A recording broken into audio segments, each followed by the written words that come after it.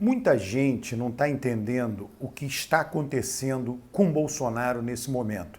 E, portanto, com a principal figura do sistema político brasileiro, quer dizer, a pessoa que tem o maior poder de decisão, o maior poder de influenciar o sistema político brasileiro e, eventualmente, os destinos da sociedade. Bolsonaro, eu gosto muito de uma analogia, de uma metáfora, a metáfora de um moinho. Né? Imagine que no meio de um lago, né, exista um moinho muito forte, né, um moinho, né, e você pode até nadar nas beiradas do lago, né, mas nas beiradas do lago, né, você não manda em nada, não tem ninguém. E é claro que você pode se aproximar do moinho criticando o moinho, se aproximar desse moinho rodando, sugando, né? Mas em algum momento você vai ser sugado por esse moinho. Né? O que é esse moinho? O moinho é o presidencialismo de coalizão. Se você quiser, você pode utilizar também a ideia da força gravitacional. Né? Ninguém está fora da força gravitacional. Né? Você pode ser mais ou menos submetido, estar mais ou menos próximo de um planeta ou de uma estrela, todas têm força gravitacional. Qualquer massa tem força gravitacional. Né? Meus óculos são uma massa, tem uma força gravitacional muito pequena, mas tem. Então ninguém está isento da força gravitacional. Só que a força gravitacional do presidencialismo de coalizão é a maior força gravitacional que existe no país quando se fala de política.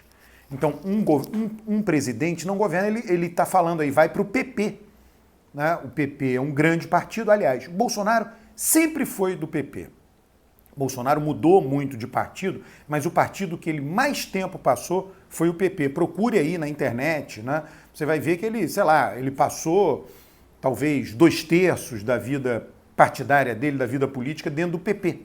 Né? Então ele volta às origens, digamos assim. Né? E o PP aceita, né, uma maneira de ter um puxador de legenda, né, faz todo sentido. Né? Agora, como é que Bolsonaro foi eleito? Bolsonaro foi eleito, você se recorda, 2018, o Centrão disse, talvez a gente queira apoiar Bolsonaro. Bolsonaro disse, não quero o seu apoio. Não quero o apoio de ninguém do Centrão, porque são todos corruptos. Né? E Alckmin teve esse apoio, teve um tempo de TV monumental. Bolsonaro teve lá menos de 1 minuto, alguns segundos de tempo de TV.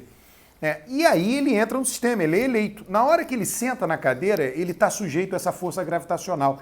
Ele pode lutar contra ela, ele pode, né, cansa, né, das duas uma, né? Ou você luta permanente, bate de frente contra o presidencialismo de coalizão, e aí o presidencialismo de coalizão te defenestra do cargo, ou você diz, deixa a vida me levar, a vida leva eu. Você entra no presidencialismo de coalizão. Lula entrou no presidencialismo de coalizão, Fernando Henrique entrou. Eu tenho colegas cientistas políticos que fizeram textos muito bem elaborados mostrando a proporção de votos que um partido tem na Câmara dos Deputados, um partido que apoia o governo, não de oposição, proporção de votos e a proporção de ministérios.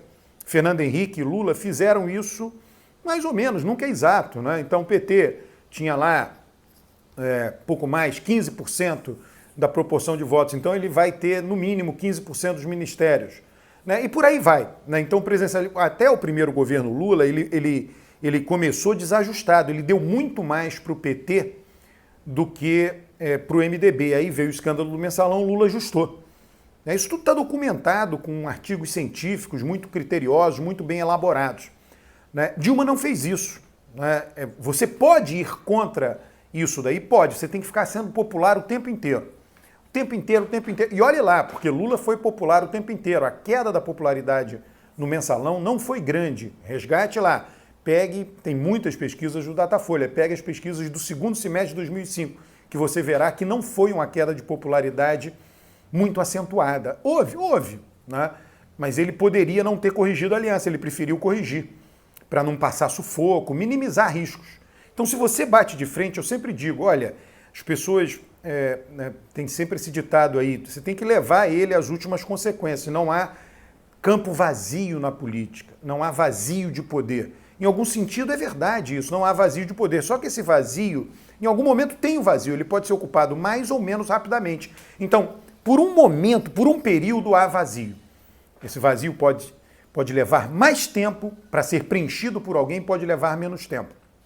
Dilma, quando foi presidente, deixou um vazio de poder. O vazio de quê? De conversar com deputados. Fernando Henrique conversava, Lula conversava, por meio dos líderes partidários, e atendia. Conversar, que eu digo, é ouvir de fato, e atender os deputados. Atender os deputados, basicamente, você faz de 3 maneiras, tá? Aceitando sugestões deles para políticas públicas efetivas, eles foram eleitos para isso, eles gostam disso, isso é importante para eles.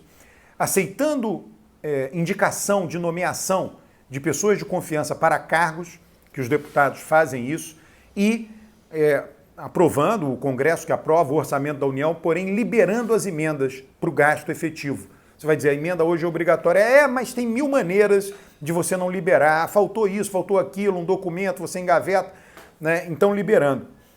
A Dilma não fez nenhuma das 3. Né? Ela ficou alguns anos sem fazer isso. Então, ela deixou um vazio. Esse vazio foi ocupado rapidamente? Não. Ele levou um tempo para ser ocupado. E quem ocupou esse vazio? Eduardo Cunha. Ele ocupou esse vazio com a mesma disponibilidade de recursos de Dilma? Não. Ninguém tem a quantidade de recursos da presidência da República. Ela tinha 25 mil cargos comissionados. O presidente da Câmara não tem 25 mil cargos comissionados. Ela tinha um orçamento discricionário de bilhões. O presidente da Câmara não tem um orçamento discricionário de bilhões. Ele pode aqui e acolá beneficiar, mas o que tem? Teve esse vazio. Eduardo Cunha ocupou. Eduardo Cunha ocupou atendendo e conversando e ouvindo os deputados. Provendo pequenas sinecuras. Tem alguns cargos lá, tem os cargos da mesa da Câmara, tem os cargos, né, não chegam a 1000, né, mas tem. Né, muito menor que a presidência da República. Tem algum recurso? Tem alguém que controla uma compra disso, uma compra daquilo? Tem algum recurso? Tem. Muito menor que a presidência, muito menor que o ministério mais pobrinho. Tá? Então, ela deixou esse vazio. E aí, aquilo ficou um tempo vazio, mas em algum momento foi ocupado por Eduardo Cunha. O que Bolsonaro não cometeu? Este erro ele não cometeu. Ele conversa com os deputados. Por quê até? Né? Porque ele estava na Câmara dos Deputados quando Dilma sofreu impeachment. O que significa isso? Ter uma informação relevante. Chegava aos ouvidos dele, Bolsonaro, quando deputado no mandato de Dilma, chegava todo mundo falando para ele, essa mulher não recebe ninguém, não atende ninguém, que coisa horrível, sabe de uma coisa, ela não atende ninguém, é melhor tirar ela. O vice é o Temer, foi presidente da Câmara, alguém que conversa muito bem, receberia a gente. Então ele ouviu isso, né? E ele diz, olha, eu tenho que atender o pessoal, eu tenho que receber. Recebia lá o Luiz Miranda, imagina, você não precisa tanto, você pode receber os líderes, pode receber as bancadas em alguns eventos, né? Mas o Bolsonaro passou. E agora ele entra no Centrão. Né, ele entra de peito aberto no Centrão, indo contra o discurso de campanha de 2018. Olha, eu acho ótimo. Isso significa o seguinte, o sistema político venceu. Né? O sistema político derrotou o sistema jurídico, né? A tentativa de Sérgio Moro, Deltan e outros tantos aí, de utilizar a justiça para interferir na política partidária nacional. Na política eles ficam utilizando o tempo inteiro para interferir. Mas utilizar para interferir na política partidária nacional. Então, a vitória do sistema político é importante. A vitória do sistema político domestica Bolsonaro. Domestica em que sentido? Não que ele vai deixar de falar as loucuras que ele fala, não é isso. Ninguém tem controle sobre o que o presidente fala. Mas o Centrão manda, e o Centrão ele quer que a democracia continue, todo mundo depende desse funcionamento que aí está para sobreviver. Você pode até ser crítico, porque os deputados do Centrão são muito numerosos. Em todo o país do mundo multipartidário tem partidos de centro. Só que esses partidos de centro são pequenos. No Brasil, a soma deles é muito grande. Então, não reclame disso, porque isso se deve ao nosso sistema eleitoral. Se você quiser mudar isso, você tem que mirar não na existência disso, mas nas regras eleitorais. As regras eleitorais precisam ser modificadas. Aliás, eu acho que até a atual regra já vai ajudar nisso. E é preciso, é claro, por exemplo, o PT precisa investir pesadamente na eleição para deputado, investir mesmo. Mais do que já investiu no passado. Não só dinheiro, enfim, mas propaganda, pedidos, algo explícito. Tem que fazer, porque aumenta a bancada. Quanto maior a bancada de um partido que governe o país, sendo esse partido PT, lá atrás o PSDB, PFL, menores as chances, menor o poder de barganha dos partidos de centro. Nos países do mundo, o que você tem? Grandes partidos de direita, um ou dois, grandes partidos de esquerda, um ou dois. O centro é pequenininho, pega a Espanha. Né? Então, aí você não tem um centrão com o poder de barganha que tem, por exemplo, no Brasil. Então, não reclame da existência do centrão, não moralize a existência do centrão, apenas saiba que ele existe por causa das regras que nós temos hoje no Brasil. Um grande abraço, inscreva-se no canal, curta o vídeo, comente os vídeos, traga mais gente para este canal.